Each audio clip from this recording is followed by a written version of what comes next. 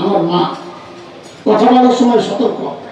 আমাদের অনেক ভাইদেরকে দেখা যায় বয়ানের সময় আম্মাজানদের প্রসঙ্গ আসে, হযরতে খাদিজার প্রসঙ্গ আসে, কি সব শব্দ ব্যবহার করে, নাউযুবিল্লাহ মিন যালিক, শরীর প্রসঙ্গ দাঁড়ায় যায়।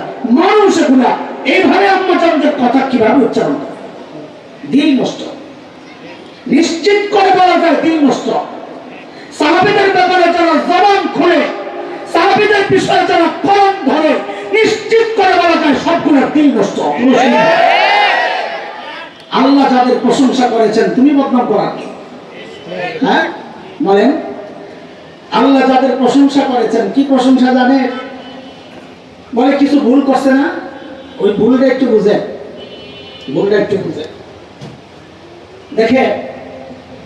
আমাদের কাছে অনেক সময় পরীক্ষার খাতা যখন আসে, হুজুরা বলতে পারে কিছু খাতা এমন আসে এত চমৎকার লেখা, মনে হয় যেন কম্পিউটার টাইপ করছে। আর কম্পিউটারে লেখা অনেক সময় এত সুন্দর হয় না, মাঝে মাঝে বাচ্চাদের লেখা দেখে তাকায়। কিন্তু যখন একটু একটু পরে পরে সামনে আগায় আর মেজাজটা খারাপ হতে থাকে, ও যা চাওয়া হয়েছে ধারে কাছে ওঠে। লেখাটাই সুন্দর করছে, পড়ালেখা করে নাই। বরং খাতার শেষে কি লেখে জানেন? অসভ্য করা, ওস্তাদজি পাস করাইয়া দিলেন, দোয়া করো।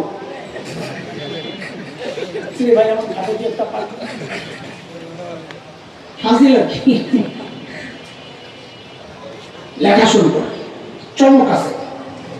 কিন্তু কিছু খাতা আসে এমন, লেখাও তো সুন্দর না, কিছু বানান ভুল হয়েছে, কিন্তু বিষয় যা চাওয়া হয়েছে এত চমৎকার লিখেছে, মনে হয় যেন লেখক নিজে আসলে এত সুন্দর করে সাজায় লিখতে পারতাম না। তখন ওস্তাদরা কি করে, এক্সট্রা নাম্বার যা থাকে হাতে সব দিয়ে আর সর্বোচ্চ নাম্বার দেয়। কই যে লেখায় ভুল টুল করছে, যে কইলাম মাফ মাফ। বিষয় সুন্দর লিখছে, এই জন্য বানান ভুল, বলেন না বানান ভুল।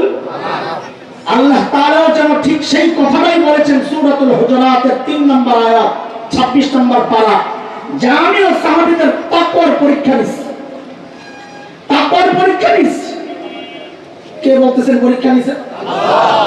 পড়াইছেন নবী। আরেকটা কথা বুঝালাম তো আরো পরিষ্কার হবে, যিনি পড়া বোর্ডের পরীক্ষা যখন হয়, পরীক্ষা কি ওই যিনি পড়াইছেন ওই উস্তাদের না অন্যরা নেন? জোরে বলে, আরে জোরে কর। আমার নবী সাহাবীদেরকে তাকওয়া পড়াইছেন তো নবী, তাকওয়া শিখাইছেন তো নবী, কিন্তু তাদের ফাইনাল পরীক্ষা নিছেন আল্লাহ। আমার কথা না, কোরআনের কথা। আল্লাহ বলতেছেন, ইন্নাল্লাযীনা ইয়াগুদ্দুনা আসওয়াতাহুম ইনদা রাসূলিল্লাহ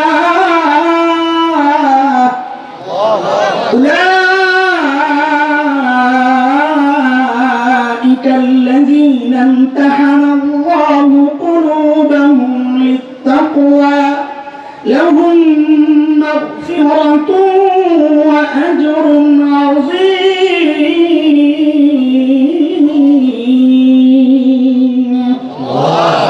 তাকওয়া পড়াইছেন কে?